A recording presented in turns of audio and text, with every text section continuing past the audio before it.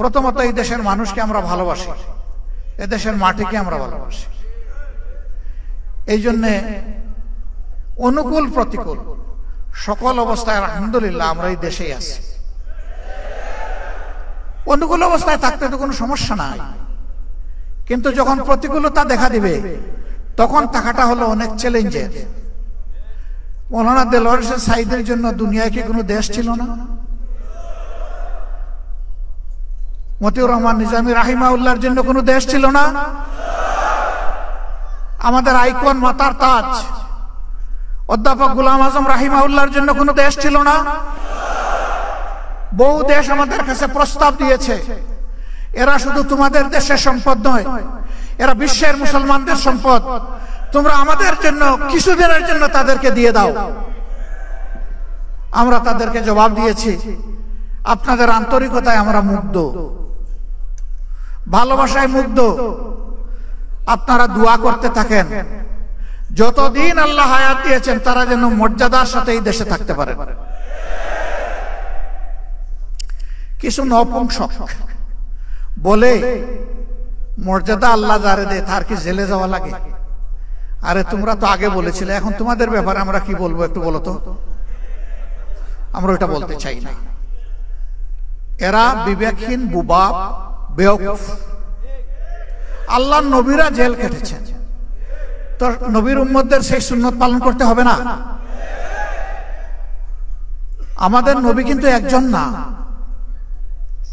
আমরা এক নবীর উম্মত, কিন্তু আল্লাহ সমস্ত নবীরা আমাদের নবী। ইসলামই একমাত্র ধর্ম সমস্ত নবীর নাম শুনলে সম্মান প্রদর্শন করে। আর একটা ধর্ম এরকম দুনিয়া এখন খুঁজে পাওয়া যাবে না যে সমস্ত নবীকে সম্মান করে, কমপক্ষে এক দুইজনকে কুচা মারে। This is Islam, Islam and only Islam. এটাই একমাত্র অসাম্প্রদায়িক ধর্ম। না রে ভাই, দেশের ভিতর থেকে আমরা দাওয়াত পেয়ে যাইনি, আবার দেশের বাইরে থাকা লোকটাকে কেউ আটকায় রাখতে পারেনি। তিনিও সকল মায়ার বাঁধন ওই জগতের মায়াজাল ছিন্ন করে তার দায়িত্বের অনুভূতির কারণে তিনি একজন ফাইটার হিসাবে, আল্লাহর একজন সৈনিক হিসাবে আদালতে দাঁড়িয়ে তিনি বলবেন, আমার বিরুদ্ধে যত অভিযোগ, হে আল্লাহ তুমি সাক্ষী থাকো, সব মিথ্যা। তাই তারা করেছেন, আমরা ছেড়ে যাব না। হ্যাঁ, আল্লাহ তাআলার নির্দেশে বিশেষ প্রয়োজনে যদি কখনো যেতে হয় সেটি ভিন্ন, কিন্তু শুধু জান বাঁচানোর জন্য একটু শান্তিতে মায়ার জালে একটু গোড়াগড়ি করার জন্য ইসলামী আন্দোলনের লোকেরা যায়নি, ইনশাল্লাহ যাবে না।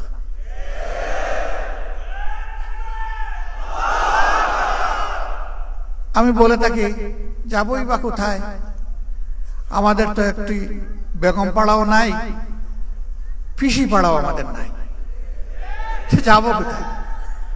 কারো আছে বেগম পাড়া, কারো আছে পিসি পাড়া, আমাদের নাই তো ওটা, এবং আমাদের এটা প্রয়োজনও নাই। আলহামদুলিল্লাহ, আল্লাহ যে জায়গায় মায়া করে মহব্বত করে পয়দা করেছেন, এই জায়গাতেই যেন আল্লাহ বেশি করে বরকত দিয়ে দেন, এবং সেই বরকতটা শুধু যারা মুমিন মুসলমান, সাচ্চা মুসলমান না, আল্লাহর পক্ষ থেকে রহমত যখন জোরে, ওই নাফরমানও রহমতের অংশীদার হয়ে যায়। দুনিয়ায় সেও তার ভাগ পায়, আখিরাতে আল্লাহ রহমতের হিসাব তার কাছ থেকে নেবেন, কিন্তু দুনিয়ায় সেও পেয়ে যাবে। এই জন্য আমরা যা চাই এটি হচ্ছে যে আইন, আল্লাহর আইন হচ্ছে শ্রেষ্ঠ আইন। আজ পর্যন্ত কারো বলার দুঃসাহস হয় নাই যে আল্লাহর আইনের চাইতে জমিনের উপরে কোনো শ্রেষ্ঠ আইন আছে, এবং কিয়ামত পর্যন্ত এটা কেউ বলতে পারবে না। যত বড় দার্শনিক হোক, কেউ বলতে পারবে না। তো শ্রেষ্ঠ আইন যেখানে আছে সেখানে শ্রেষ্ঠ আইনের প্রয়োগটাই আমরা চাচ্ছি, এর বেশি কিছু চাই না।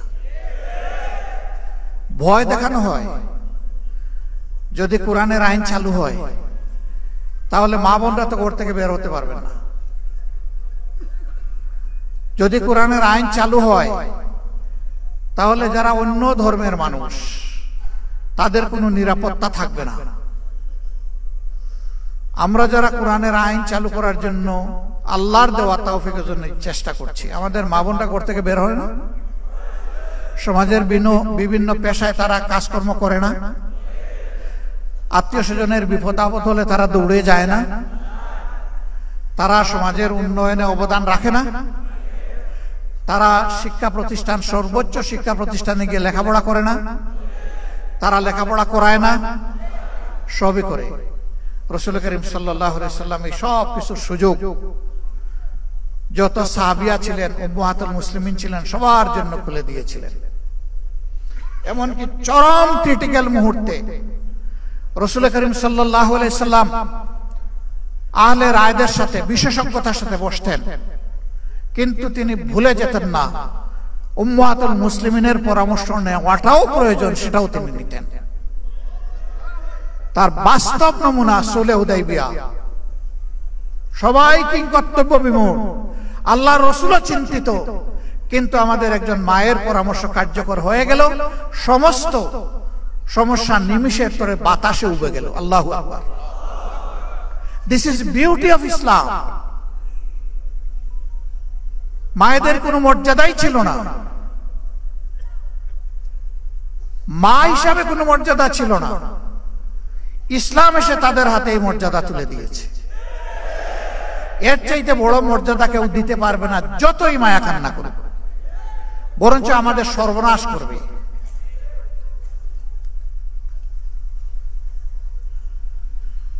বলে যে ও মুসলিমরা, এদেরকে আবার কেউ কেউ প্রশ্ন করে অথবা শিখিয়ে দেয়, বলে যে আমাদের কাছ থেকে জিজিয়া কর নিবেন কেন? একজন বড় লিডার একটা ধর্মের আমাকে এই প্রশ্ন করলেন। আমি বললাম, একেবারেই সঙ্গত প্রশ্ন আপনি করেছেন। আচ্ছা আপনি বলুন তো আমাকে, মুসলমানরা যাদের সম্পদ আছে তাদেরকেও তো জাকাত দিতে হবে ইসলামী রাষ্ট্রে। কয় তা তো দিতে হবে। যে আপনি কি জাকাত দিবেন? কয় না, আমি তো মুসলমান না, আমি জাকাত দেবো কেন? তো জাকাত তো আল্লাহর নির্ধারিত ট্যাক্স, এই ট্যাক্সের সাথে রাষ্ট্রে অন্যান্য ট্যাক্সও থাকবে, তবে এটা হচ্ছে মূল ভিত্তি। তো এই সমাজে যে উন্নয়ন হবে, এটা কি শুধু মুসলমানরা ভোগ করবে না, আপনার অধিকার আছে? কয় অবশ্যই, নাগরিক হিসাবে আমার অধিকার আছে। আমি বললাম, তাইলে বিচারটা কোথায়? আপনি কিছুই দিবেন না আর সে দিল, আর আপনি সমান অধিকার ভোগ করবেন, এটা কি ভাই ইনসাফ? আপনি যেহেতু মুসলমান না, এই কারণেই আপনার কাছ থেকে ওই ট্যাক্সটা নেওয়া হচ্ছে, যেই ট্যাক্সটা মুসলমান হওয়ার কারণে দিচ্ছে। তবে একজন গরিবের উপর যেমন জাকাত নাই, একজন গরিব হিন্দু বৌদ্ধ খ্রিস্টানের উপরেও তেমন ট্যাক্স নাই। একজন গরিবকে যেমন রাষ্ট্র লুক আফটার করতে, প্রতিপালন করতে বাধ্য, সকল ধর্মের লোকদের জন্য এটা সরকার বাধ্য। বলে তাইলে আমার আর কোনো কথা নাই, আমরা তো এটা জানতাম না, তো এটা কি হবে? আমি বললাম যে নাটোরের লাড্ডু খাইতে কেমন মজা, এটা মুখে না দিলে আপনি বুঝবেন কিভাবে? আবার এটার প্রয়োগ শুরু হোক, তারপরে দেখবেন যে হয় কিনা। এই প্রয়োগে আপনাদের সবার সহযোগিতা আমরা চাই। আমরা আশা করি মানুষ নিজের প্রয়োজনে, নিজের কল্যাণে আমাদের এই উদ্যোগে ইনশাল্লাহ সবাই সম্পৃক্ত হবে। আমরা তার আলামত চতুর্দিকে এখন দেখতে পাচ্ছি, আলহামদুলিল্লাহ। এখন আমাদের বিভিন্ন ধর্মের ভাইয়েরা আসছেন আমাদের সাথে ওপেন মঞ্চে, পাবলিক মিটিংয়ে। তারা নিজের থেকেই বলছেন 54 বছর জামাত ইসলামের কোন নেতাকর্মী আমাদের 1 ইঞ্চি জমি চলে বলে কৌশলে আমাদের কাছ থেকে কেড়ে নেয় নাই। আমাদের কোনো মায়ের ইজ্জতে, আমাদের কোনো বোনের ইজ্জতে, আমাদের কোনো মেয়ের ইজ্জতে হাত দেয় নাই। আমাদের ঘর বাড়িতে আক্রমণ চালায় নাই, আমাদেরকে বাস্তু বিটাহীন করে নাই, আমাদের কাছ থেকে চাঁদা দাবি করে নাই। আমরা শিখাইয়া দেই না রে ভাই।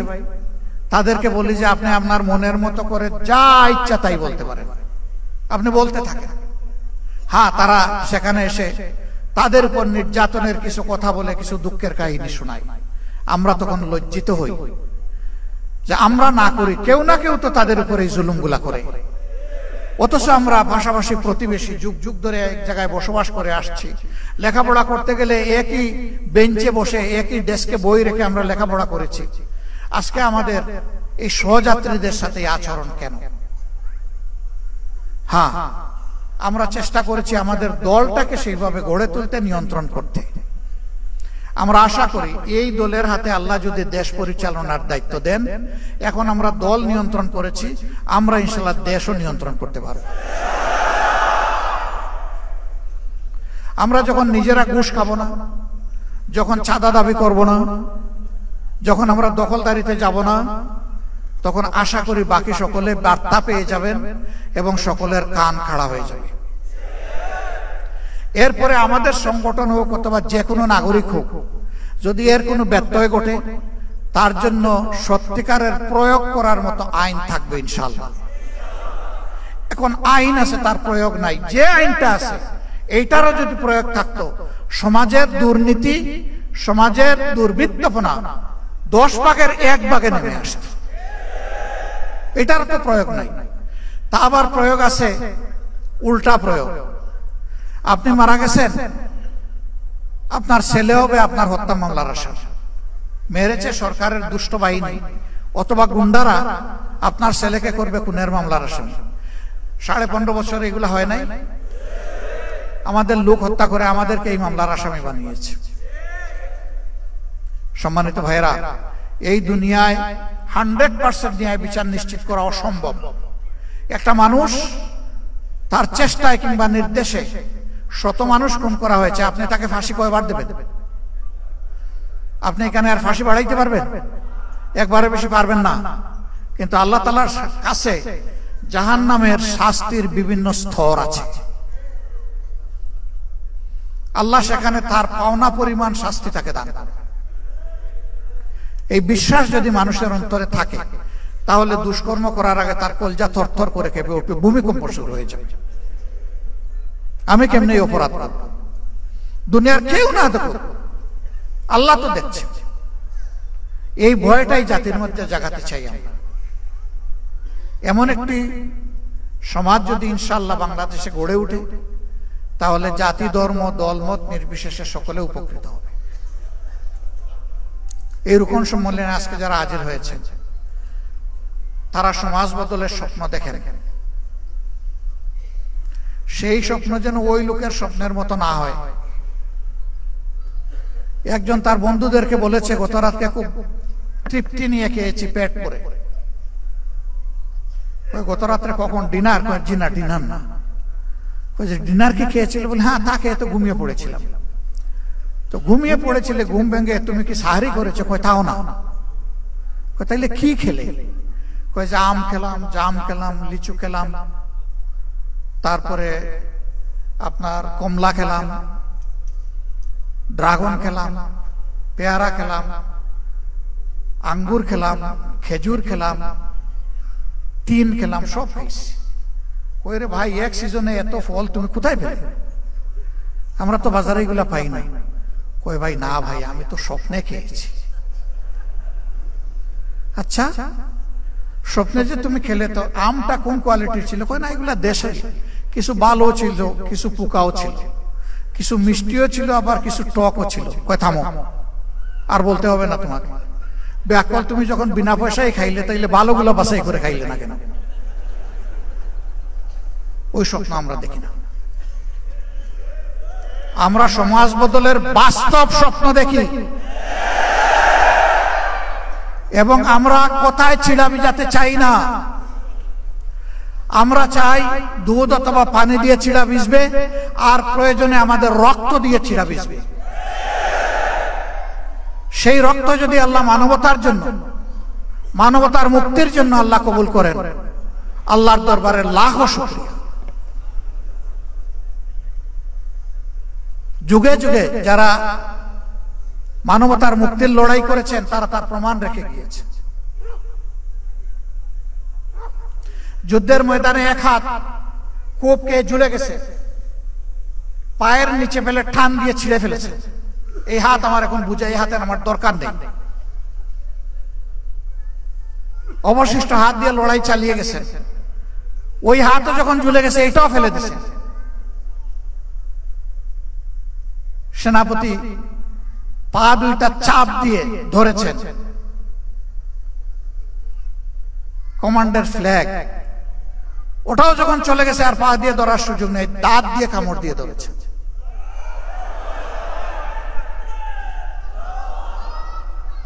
আর মঞ্জিলের দিকে চেয়ে দেখছেন মঞ্জিল কত দূর। আল্লাহ যেন ওই তৌফিক গুলোই আমাদেরকে দান করেন। ভাই, আল্লাহর হাবিব বলেছেন খায়রুন নাস মাইয়ানফাউন নাস। ভাই বোনেরা, সেই মানুষটাই উত্তম যে মানুষের কল্যাণ নিয়ে ব্যস্ত থাকে, চিন্তিত থাকে, পেরেশান থাকে, আর মানুষের অসুবিধা দূর করতে চায়, লেগে থাকে। আমাদের সমস্ত রাজনীতি হবে মানুষের জন্য, মানবতার জন্য। এই কাজে গেলে যে যার সমালোচনা যেভাবে করে করতে থাকুক, আমার কিচ্ছু আসে না। আমরা চলতেই থাকবো ইনশাআল্লাহ। কেউ আমাদের চলার গতি থামাতে পারবে না বিইজনিল্লাহ। আমাদের কোনো চিন্তা নাই, আল্লাহ আমাদেরকে নিশ্চিন্ত নির্ভর করে দিয়েছে। ওয়ালা তাহিনু ওয়ালা তাহসানু ওয়া আনতুমুল আ'লাউনা ইন কুনতুম মুমিনিন। তোমরা ভীত সন্ত্রস্ত হইও না, চিন্তিত হইও না, বিজয় তোমাদেরই হবে যদি তোমরা মুমিন হও। এ আল্লাহ, আয় রাব্বুল ইজ্জত, আয় আসমান জমিনের মালিক, ওইটুকু ঈমান তুমি আমাদেরকে দান করো। ওই ঈমানটাই তোমার কাছে আমরা ভিক্ষা চাই, যে ঈমান এবং ঈমানদারের উপর তুমি সন্তুষ্ট হবে মওলা, আর যাদের হাত ধরে মজলুম মানুষগুলার মুক্তি আসবে। জামাত ইসলাম ইনশাআল্লাহ ইসলামী এবং দেশপ্রেমিক শক্তি, সবাইকে সাথে নিয়ে সমাজ বদলের আশা অন্তরে রাখে। এ পথে যত চ্যালেঞ্জ বাধা আল্লাহ যেন সবগুলা দূর করে দেন। মানুষের প্রত্যাশার এই ঠিকানাকে আল্লাহ যেন মজবুত করে দেন, এবং আল্লাহ রাব্বুল আলামিন মানবতার বিজয় যেন দান করেন, কোন ব্যক্তি, দল এবং গোষ্ঠীর নয়। এই বিজয় যেন হয় মানবতার বিজয়। মহান রব্বে কারীমের দরবারে সেই তৌফিক কামনা করে আপনাদের সকলকে আন্তরিক শুকরিয়া জানিয়ে আমি বিদায় নিচ্ছি। আসসালামু আলাইকুম ওয়া রাহমাতুল্লাহ। আল্লাহ হাফিজ। বাংলাদেশ জিন্দাবাদ। বাংলাদেশ জামাত ইসলামী জিন্দাবাদ।